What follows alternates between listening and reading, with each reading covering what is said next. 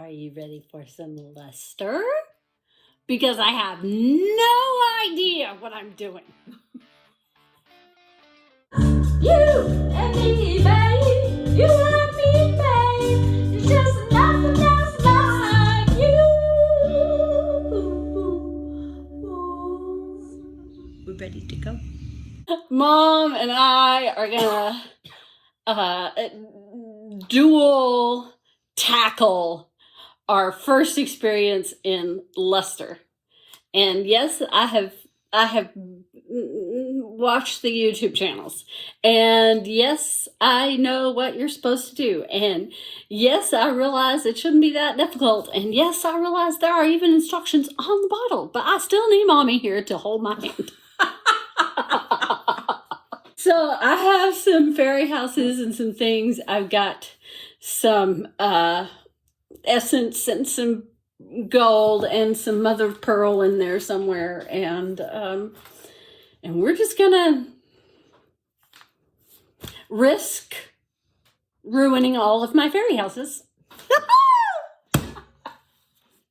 You gotta do what you gotta do. You don't know till you know. Thanks for coming. First things first, we gotta clean the pieces that we're gonna work on with alcohol.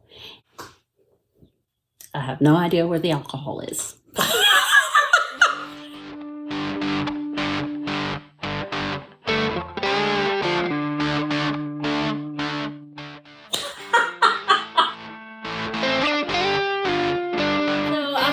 Some little pieces for us to work on to get started.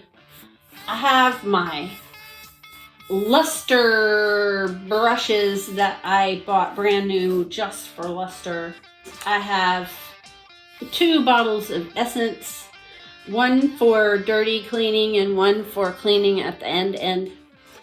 And I have gold luster. One tip that I've seen is that you put your brushes in the essence first so that only what you need to paint of the mother of pearl or the gold gets on your brush, and it doesn't, get sucked up into the bristles.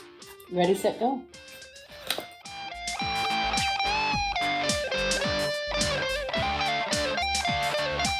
Rookie mistake number 1. You put your piece down in front of you, but you want to start in the back. I'm just saying.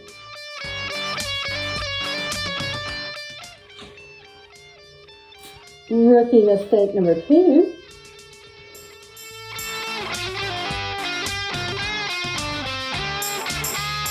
So I am running a single shelf kiln load. There was just too much that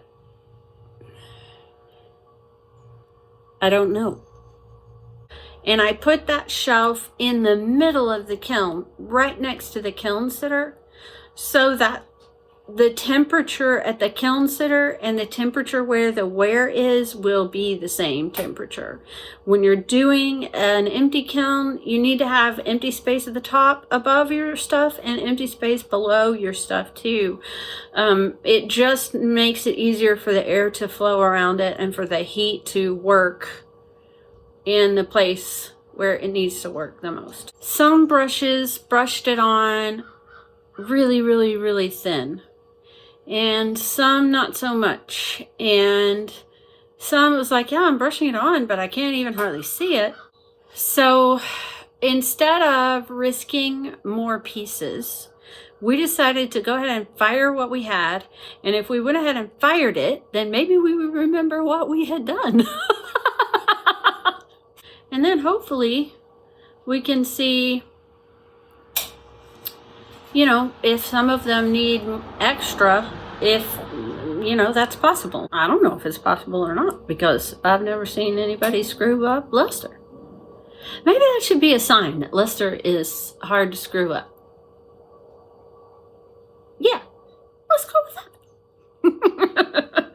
These pieces are already vitrified. I just put it on full power and let it run, and it only took like an hour and a half. So score. Let's talk about these results. So we didn't have not one thing that didn't come out with some semblance of gold on it. These were the pieces that we started with.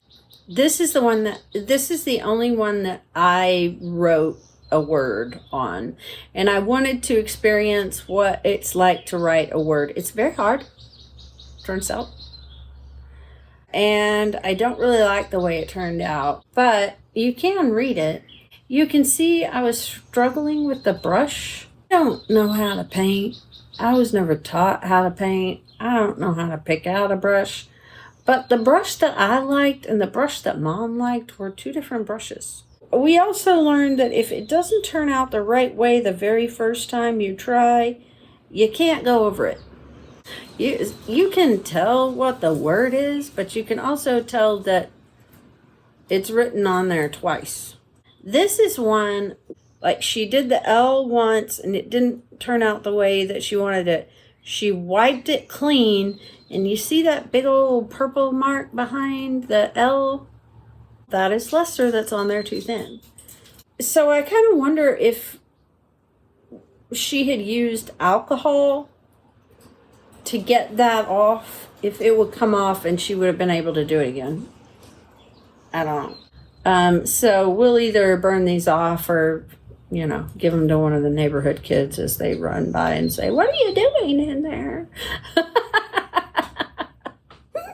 This, Mom did and tried very, very much to catch just the slightest bit on the flower. And oh my gosh, it is so beautiful. I just love it. On the edge, so you can see this is really bright and shiny all over the place. And this has got some dull places.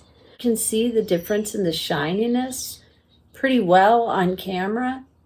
It's honestly feels like a trick of the eye.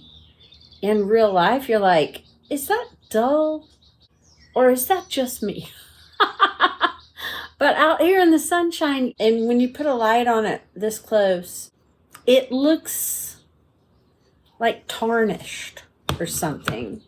Because I really, really love the way this flower came out, I might use this one as an experiment to see if I can't put just a really thin coat over the top of this and learn how much is too much. I can always burn it off later.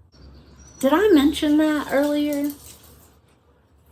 About halfway through this process, I realized I don't have to get it right. I can just burn it off in a bisque firing if I don't like it. And then I'm thinking, why did I need my mom to come and babysit me through this?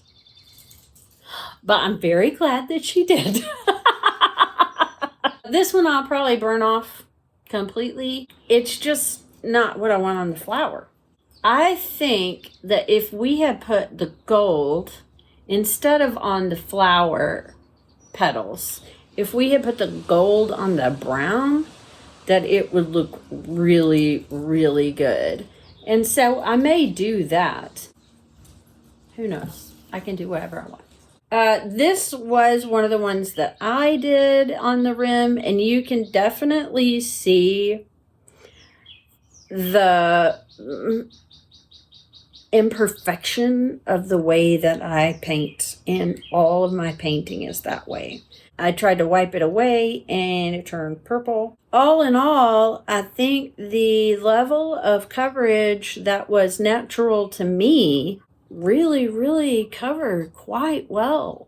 Mom wanted to do one with just the thinnest thinness, and she got exactly what she wanted. It's interesting because it doesn't look tarnished. It looks dotted.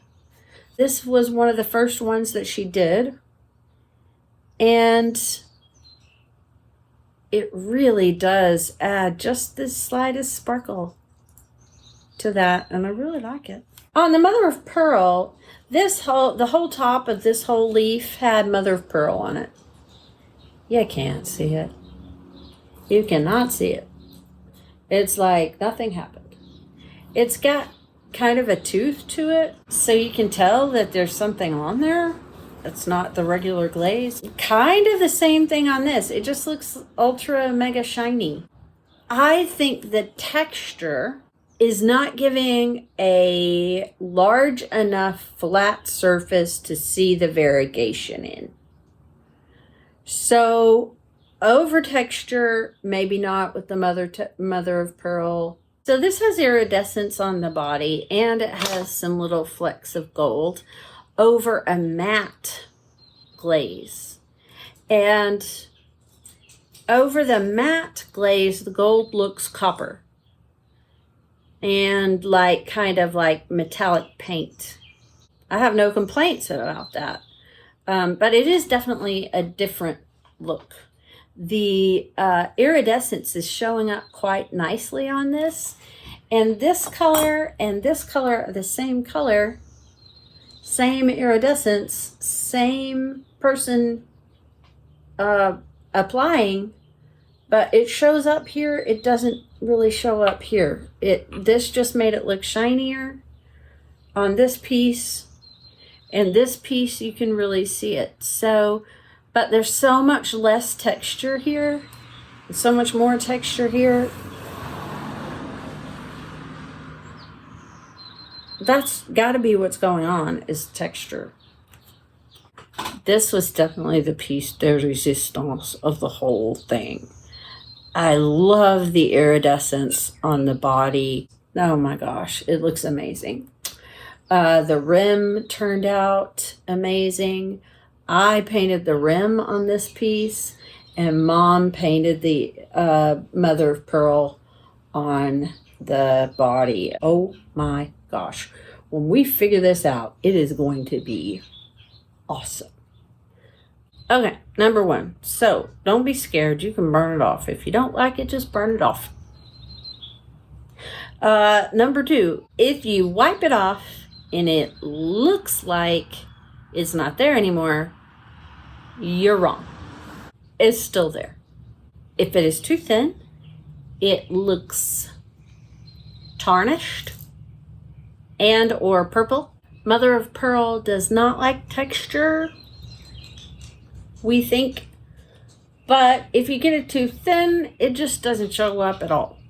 You cannot go over what you've already done because you can't really see what you've already done until after it's fired. And I think that pretty much covers it. Thanks for coming, everybody. See you next time.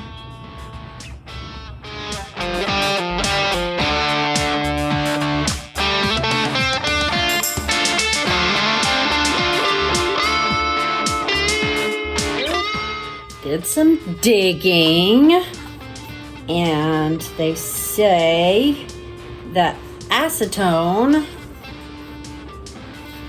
will take off a purple hue left by luster. I don't know how much of that is purple underglaze and how much of it is where the luster got smeared. It's certainly not taking off the gold part. Okay, purple right there.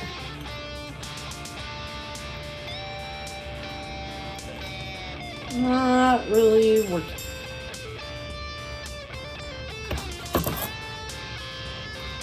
It's worth a shot.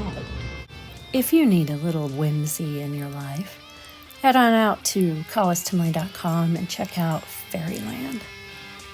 Everybody needs a little something that makes them smile every time they see it. Have a great week, everybody. Thanks for coming.